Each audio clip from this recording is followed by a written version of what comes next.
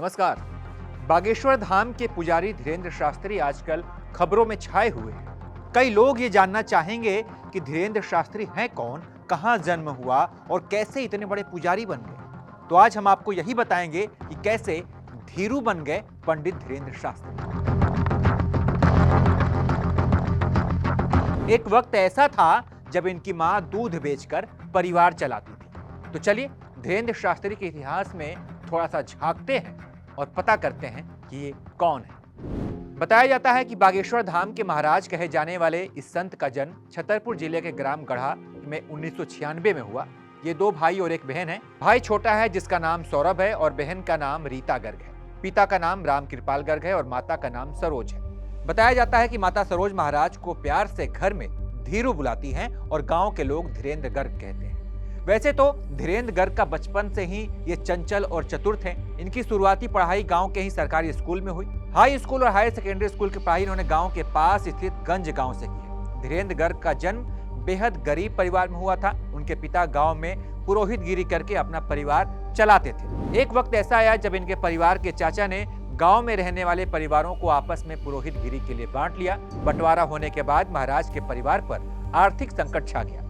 उनकी माता सरोज ने भैंस का दूध बेचकर अपने परिवार का भरण पोषण किया। इस बीच बागेश्वर धाम महाराज कुछ करने लायक हो रहे थे, धीरे धीरे बड़े हो रहे थे।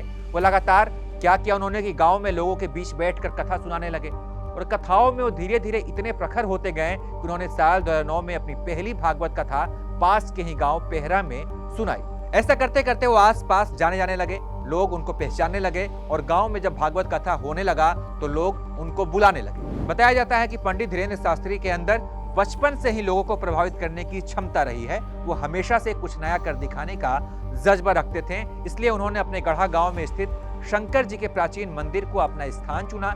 इस मंदिर में भगवान शिव का ज्योतिर्लिंग है जिसे बागेश्वर मंदिर के नाम से जाना जाता है। यहाँ साल 2016 में ग्रामवासियों के सहयोग से विशाल यज्ञ का आयोजन किया गया। उसमें श्री बालाजी महाराज की मूर्ति की स्थापना भी की गई।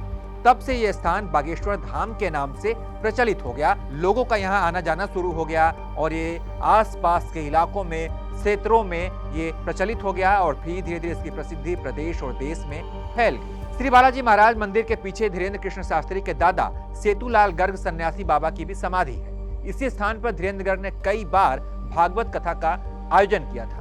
आसपास के इलाकों में साथ ही जिले के सभी धर्म प्रेमियों को उन्होंने बुलाना शुरू किया। इस आयोजन में अपने धार्मिक ज्ञान और शक्तियों और कथा की शैली से वो लोगों को जोड़ने लगे और उनके इसी गुण से उनके भक्त बढ़ने लगे। बागेश्वर का यह मंदिर बागेश्वर धाम कहलाने में देर नहीं लगी और यहीं से शुरू हुआ धीरू से पंडित धीरेन्द्र कृष्ण शास्त्री कहलाने का सफर। बागेश्वर धाम के महाराज ने अपनी ऐसी आभा दिखाई कि लोग हजारों लाखों की संख्या में यहाँ दर्शन करने पहुंचने लगे। महाराज ने बागेश्वर धाम में ऐसा दरबार लगाया कि देश दुनिया से लोग इनके दरबार में अपनी पीड़ा लेकर पहुंचने लगे। लोग कहते हैं कि दरबार में महाराज की खासियत यह है कि वो पीड़ित व्यक्ति के मन की बात पर्चे पर पहले ही लिख देते हैं, जिसे सुनकर सब हैरान हो जाते हैं कि बाबा को यह बात कैसे पता चली।